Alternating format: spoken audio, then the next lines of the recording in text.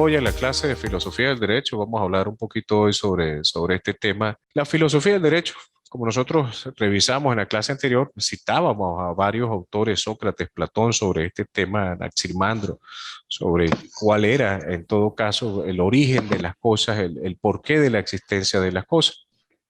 Nosotros reflexionábamos sobre este tema y decíamos que la filosofía del derecho pues no es otra cosa sino el pensar el porqué de la existencia de la norma, el porqué de existencia de la ley. Pero hay que diferenciar dos aspectos fundamentales, una norma legal y lo que nosotros llamamos como norma moral. Evidentemente, la norma como nosotros la conocemos nace producto de la costumbre en un momento determinado, en un espacio geográfico determinado. La costumbre es fuente del derecho. ¿Y por qué decimos que la costumbre es fuente del derecho? Porque lo que se hace costumbre en una sociedad determinada, en una geografía, si se pretende hacerse obligatorio, debe estar plasmado en una norma y de manera así cumplir con el principio de legalidad. Y aquí entonces nos encontramos con lo que es la norma. Para ustedes, yo quiero preguntarle, Belkis, buenas tardes, que está Buenas conectada. tardes, profesor. ¿Qué Gusto en saludarlo. considera, igual para mí, qué considera usted que sea la norma, Belkis? La norma, pues, aquella por la cual nos debemos regir en cierto y determinado momento para llevar a cabo cualquier tipo de actividad y Muy pues bien. es como algo muy arraigado a lo que es el tema del derecho que nos Ujú. rige como sociedad.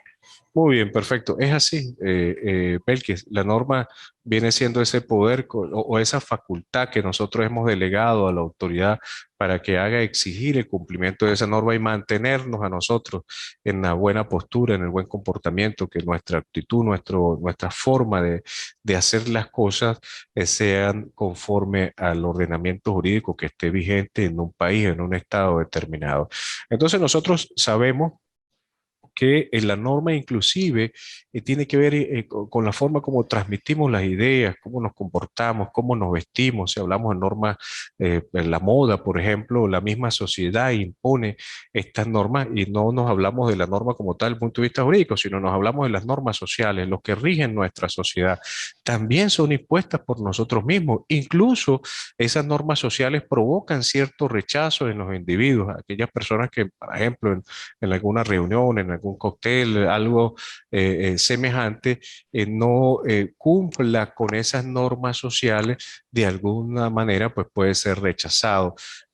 Una forma que nosotros normalmente, a veces inconsciente, criticamos es la forma como pudiera vestirse ciertas personas, dependiendo de su cultura, y que afecta nuestra psiquis por no aceptarlo, no forma parte de nuestra cultura y en nuestra cultura pues constituye norma y eso tiene que ver mucho con la moral.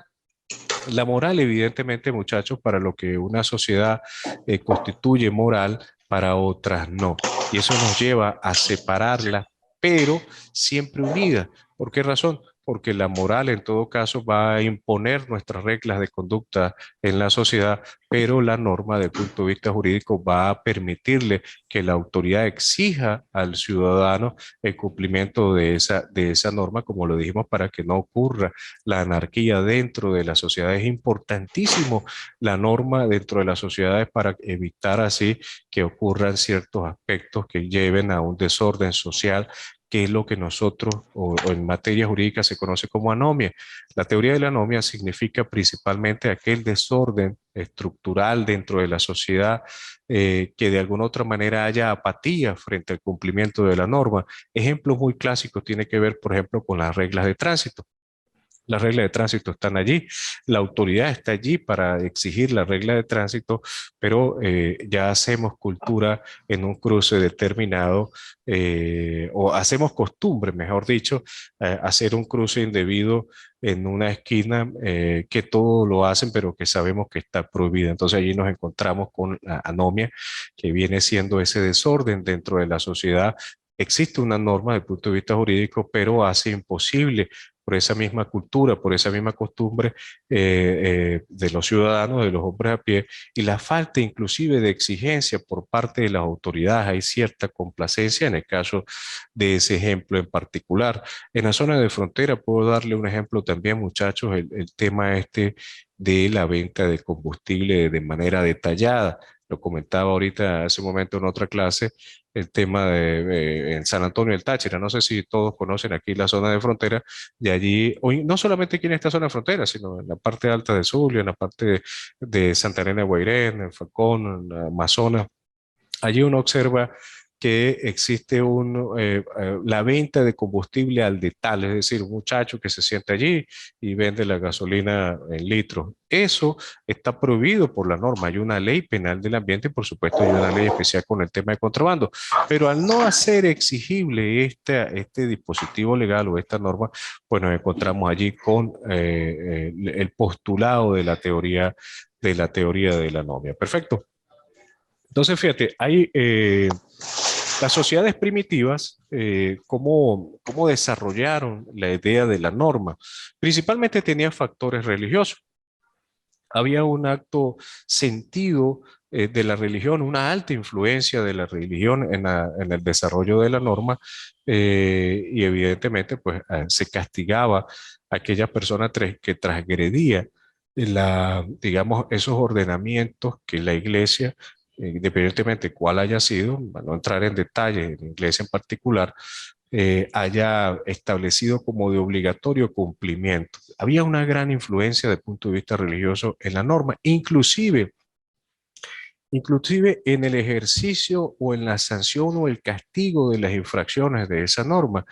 En las lecturas que he hecho sobre este tema, hay unos castigos crueles que se utilizaban, el toro de Falaris, por ejemplo, o empalamiento. También había otra forma de castigar a las personas que cometían ciertas infracciones. Allí, evidentemente, la norma, al igual que ahora, lo que pretende es generar en la persona, en el ciudadano a pie, en la psiquis, el temor que la infracción de la ley pues va a ocasionar cierto sufrimiento desde el punto de vista físico, desde el punto de vista corporal. Ese toro de Falaris, para más o menos describirles lo que allí ocurría, era una figura de metal que representaba un toro, un animal de estas características, pero su estructura era de metal, y allí se colocaba dentro de él a estas personas que la autoridad en aquel momento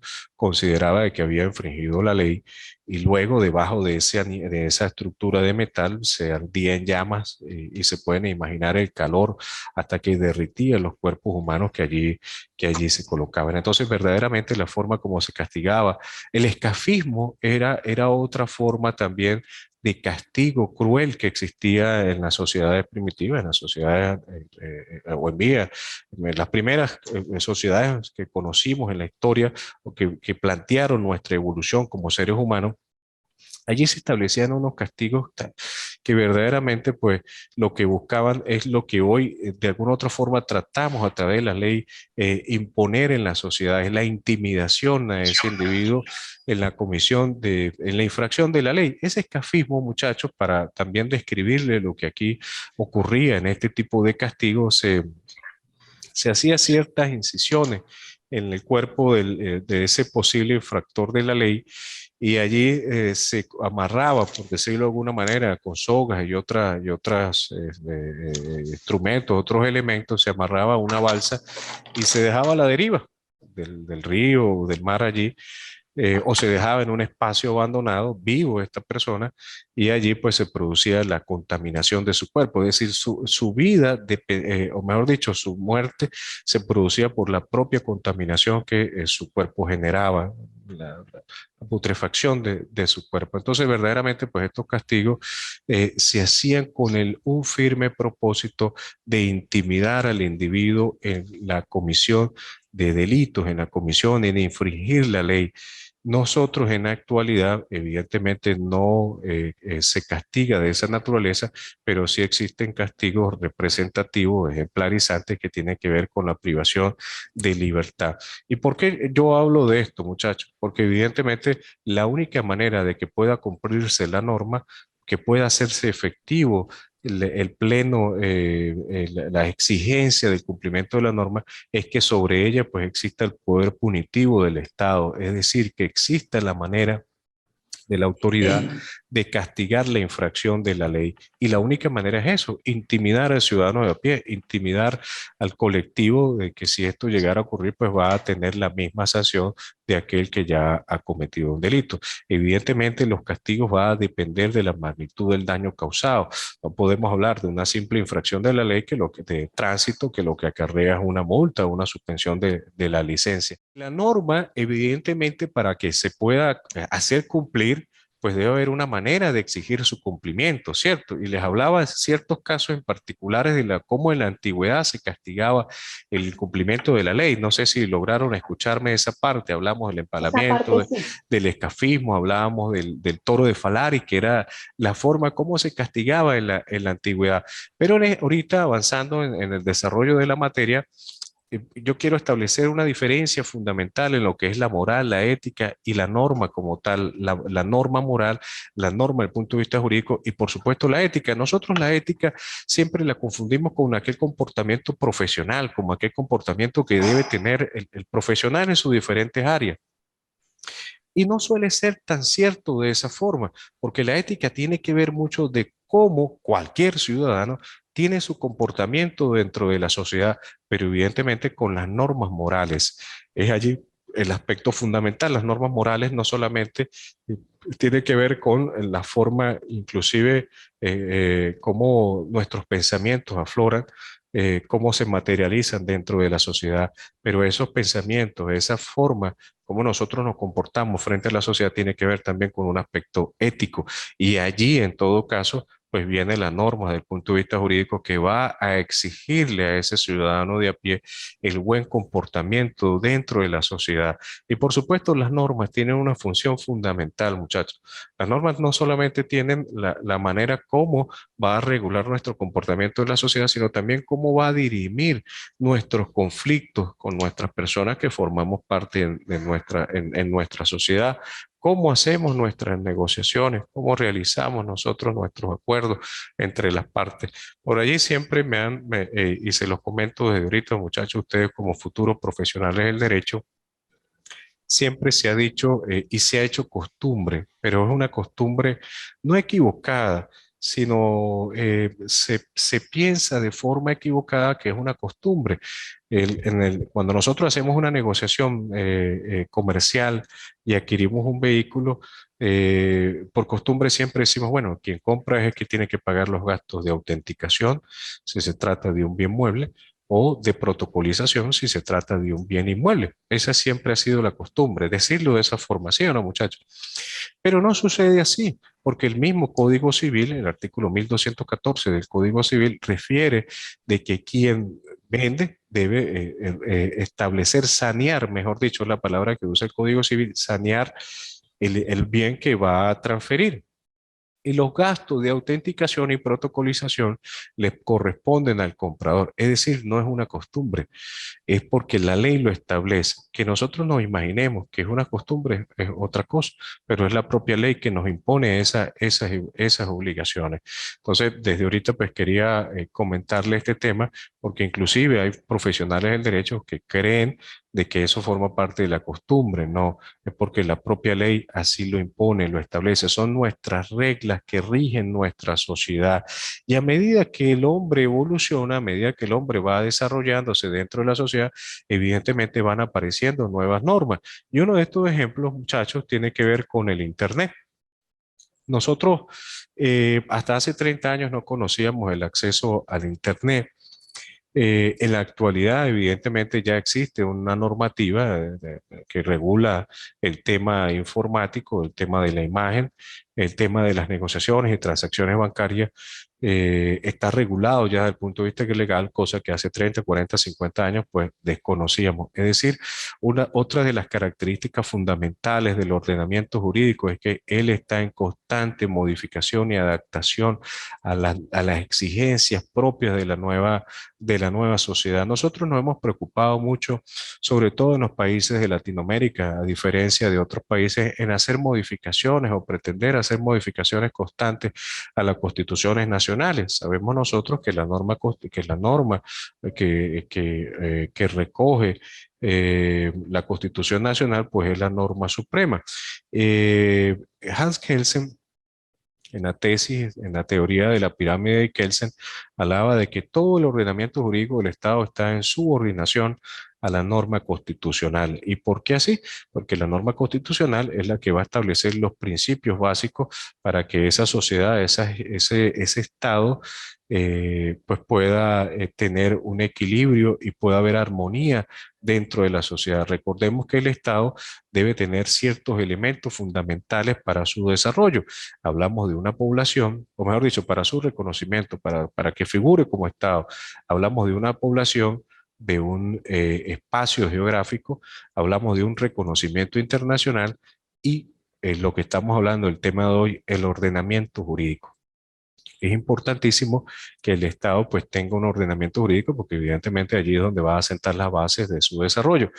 En la pirámide de Kelsen, cuando nos habla de la Constitución Nacional como una norma suprema, eso significa de que todo el ordenamiento jurídico que existe en el territorio nacional debe estar subordinado a las disposiciones de carácter legal que están previstas en la Constitución Nacional. Pero retomando el tema que quería hacerles referencia, cuando siempre en los países de Latinoamérica se ha pretendido reformar la Constitución, muy rara vez se reforman las leyes ordinarias o las leyes orgánicas o los decretos que tienen vigencia en el territorio nacional. Por ejemplo, el Código de Comercio venezolano. El Código de Comercio venezolano, vigencia de los años 80. El Código de Procedimiento Civil en Venezuela, vigente también de los años 80, 90. Entonces, nosotros consideramos y ustedes como estudiantes de Derecho que deben adaptarse esas normas a las nuevas exigencias de la sociedad. En el 2000, con la entrada en vigencia de la Constitución Nacional en el año 99, luego de ese proceso constituyente, entró en vigencia una nueva constitución y allí se estableció los juicios orales en materia penal. Constituye un avance importante en la garantía del procesado, del justiciable, porque inclusive se le permitió a la comunidad participar, ser protagonista en los procesos penales. Eso, ese tema de la oralidad en los procesos penales, de igual manera debe aplicarse en los procesos civiles. ¿Por qué digo esto? Porque eso va a aligerar, va a liberar las cargas que tienen estos tribunales, que ya es muchísimas, de hace muchos años, ya no estamos para documentar, o mejor dicho, para hacer peticiones desde el punto de vista, o hacerlo de manera escrita, que lo que va es abultar el expediente sin que la autoridad los revise. Hay unos jueces que son muy acuciosos, muy diligentes, hay otros que no, que trabajan con apatía y eso es lo que se traduce en un retardo procesal. Entonces, la norma debe adecuarse a la exigencia de cada, evidentemente, de cada sociedad, de cada país, pero por supuesto al momento del tiempo que esté viviendo esa sociedad. Y eso es una actividad, es una obligación del legislador. El legislador, cuando nosotros nos referimos al legislador, nos referimos a aquel que crea la ley. En Venezuela es la Asamblea Nacional. Yo no sé si a ustedes les mandé el proceso de formación de la ley previsto en el artículo 202 de la Constitución Nacional y siguientes. ¿Cómo se forma la ley en Venezuela? Para resumirles, muchachos, en Venezuela para formarse una ley debe haber una iniciativa. Por ejemplo, si hablamos de la ley de protección del seguro social, por lo general son los que conforman ese organismo quien propone una nueva ley, tienen la iniciativa o inclusive la colectividad en un grupo de 20% pueden presentar un proyecto de ley que vaya a garantizar cierto aspecto dentro de la sociedad, por ejemplo, el salario. Luego hay una discusión en Venezuela, luego con la reforma de la Constitución Nacional, el Senado fue eliminado y se habla de la Cámara de, perdón, se habla de los diputados nada más, pero allí se crean comisiones especiales que conozcan bien el tema si se trata de leyes que tengan relacionadas con la salud, si se trata de temas relacionados con la educación o con la seguridad. Allí se producen dos discusiones, luego viene una sanción por parte del presidente de la Asamblea Nacional, sanciona la ley con la mayoría de votos de los diputados allí presentes, luego se envía al Ejecutivo Nacional, el presidente de la República, para la promulgación de esa ley, o en todo caso, si él observa que hay algunas correcciones que deban hacerse, puede remitirla al Tribunal Supremo de Justicia para que éste comite o inste, mejor dicho, a la Asamblea Nacional a que haga las correcciones correspondientes y luego la publicación en la Gaceta Oficial de la República de Venezuela, que es allí donde va a tener plena vigencia esa norma que ya ha sido promulgada y publicada. Esos son los 5 pasos para el proceso de formación, para el proceso de formación de una ley. Por excepción, en Venezuela se estableció las leyes habilitantes. ¿Qué son las leyes habilitantes?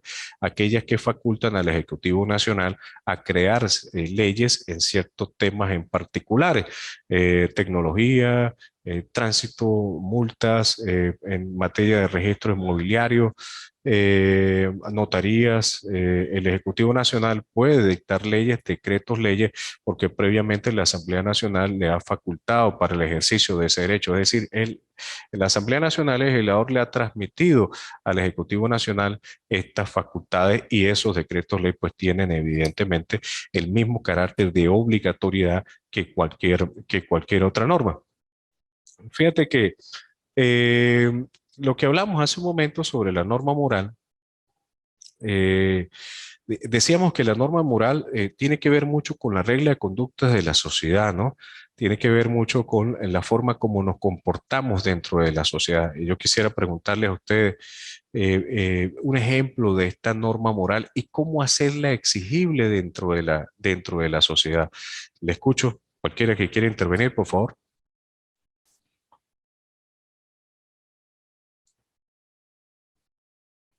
Ajá, no le escucho a nadie, por favor. Si no todos a la vez porque me aturde. Profesor, Ajá, Belkis.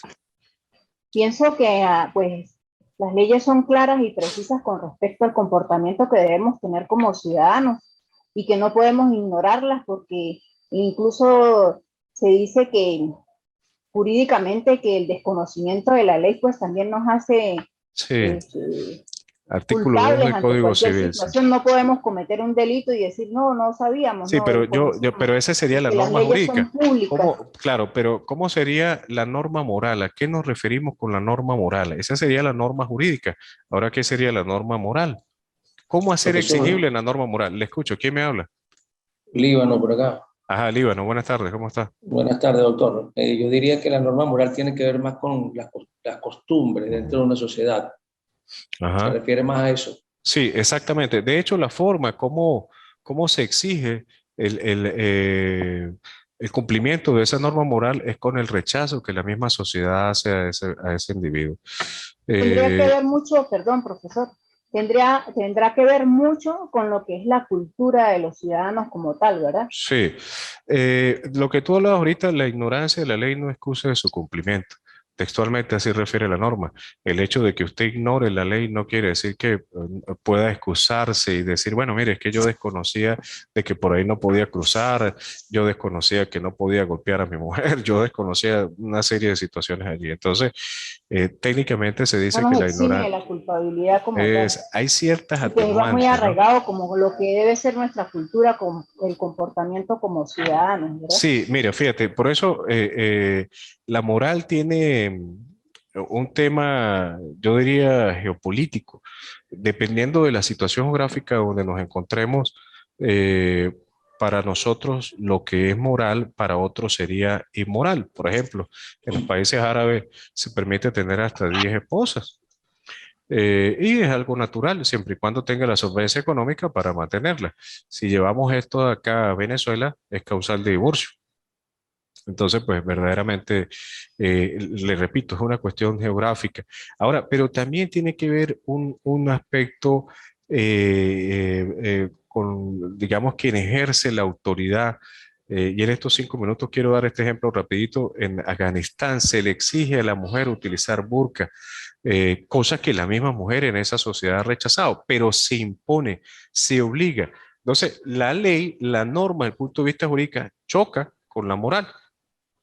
para lo que nosotros en nuestra sociedad, te repito, puede ser moral, para otras sociedades no. Se constituye como inmoral. Entonces, la norma tiene que ver, tanto la norma moral como la norma jurídica, tiene que ver mucho con el espacio geográfico donde ella se va a aplicar, donde ella se va a desarrollar.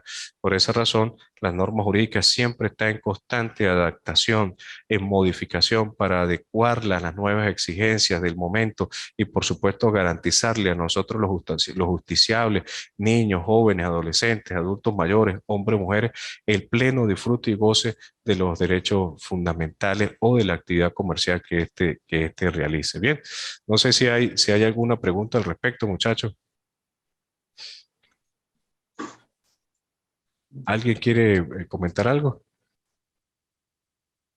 ¿No? Profesor, yo no sé si estoy equivocada, usted me corrige, por favor. Claro, dígame. El tema de la moral tendría que ver mucho también con lo que es la parte religiosa. Sí, por Creo supuesto. que la evolución histórica nos habla mucho en lo que leí sobre o sea, como el conocimiento que ha venido adquiriendo la persona, muy arraigado a lo que es el tema religioso, y pues eso ha hecho que moralmente tenga cierto comportamiento y ha sido como una parte integral de la sociedad con el ser humano como tal, ¿no? Lo que es el deber ser como ciudadano. Sí, mira, las normas religiosas, estos 10 mandamientos que nos enseñan desde niños, producen en la psiquis de la persona un buen comportamiento dentro de la sociedad.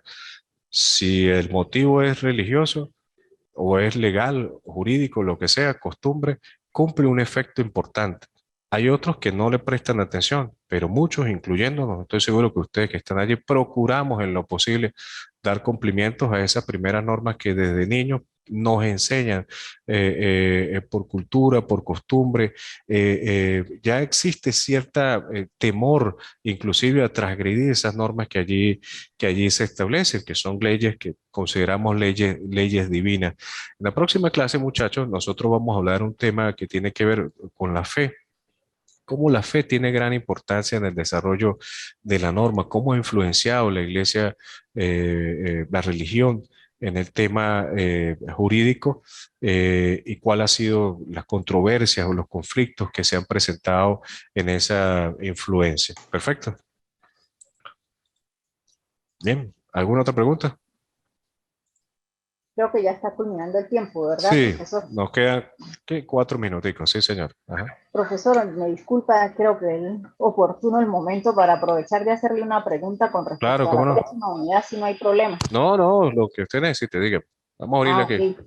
En la segunda unidad de filosofía nos dice que debemos hacer una exposición y un mapa Un mapa mental. mental, sí, ajá. Ajá. ¿La exposición debe ser en base a ese mapa mental o Sí, esos son mira, dos mira, actividades separadas? no, fíjate lo que yo le digo aquí. El alumno deberá realizar una exposición virtual que deberá subir a la plataforma YouTube no máximo de 8 minutos y en la cual le va a hablar de las principales escuelas del pensamiento jurídico, el ius positivismo y el ius naturalismo.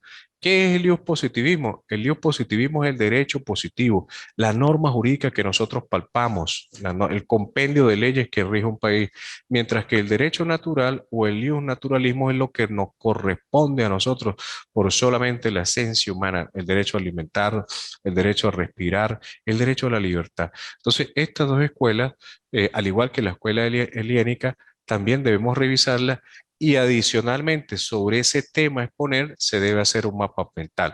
Normalmente el alumno realiza un mapa mental y sobre ese mapa mental expone, pero debe cargar en la plataforma el mapa mental y la exposición, el enlace. Recuerde que usted debe enviarme el enlace de YouTube, en la dirección, para yo poder visualizar el video. Perfecto.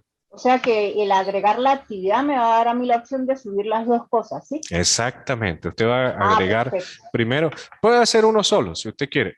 En las mismas hojas Word que usted trabaja allí con su computador, usted puede allí hacer el mapa mental y de abajito dirección, para Ah, visualizar el video. Y uno se hace, pero tiene que perfecto. identificarlo. Tenía O, tenía no, no esa se duda preocupe. porque pensé que era hacer el mapa mental y con él mismo hacer la exposición. Entonces yo tengo que averiguar porque tengo esa No, duda. no, no, no se preocupe. Ah, Esa ya. duda también puede despertar, aclarar, mejor dicho, si los otros compañeros tienen alguna otra duda.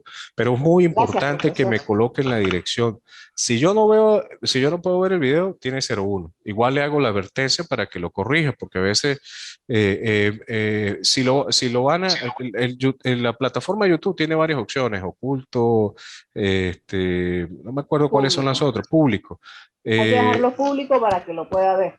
o si lo va a dejar oculto, tiene que colocar la dirección bien exacta allí para poderla, porque si hay un error en una Exacto. mayúscula, no se puede ver el video. Perfecto. Perfecto. Ya han hecho ustedes exposiciones, ¿verdad? ¿O no? Sí, señor. Ajá. Sí, señor. Líbano, A la orden, doctor. ¿cómo está Líbano? Se ha hecho exposiciones, me imagino, en este ¿Cómo curso. no? ¿Cómo no? Ah, bueno, pues Todo entonces ya bien. estamos familiarizados aquí con este tema de cómo van a desarrollar esa actividad. Perfecto. Les Sí, digo, señor. mire, insisto en este tema, en este último minuto. El plan de evaluación tiene una fecha de cierre. No significa que hasta ese día tiene chance. Yo siempre doy 2 o 3 días adicionales, pero evidentemente el criterio de evaluación no va a ser el mismo. Tienen que estar muy pendientes los correos que yo le envío. Yo siempre procuro enviar un correo al empezar la actividad y al finalizar, explicándole cuál va a ser el mecanismo de evaluación. Pero tienen que estar muy pendientes porque el plan de evaluación no puedo modificarlo. Ya hasta allí puedo cambiar la plataforma para darle más días para que puedan presentar la actividad. Bien. Bueno, muchachos, si no Gracias. tenemos preguntas, que tengan una feliz tarde. Nos estamos viendo en la próxima clase. Hasta luego.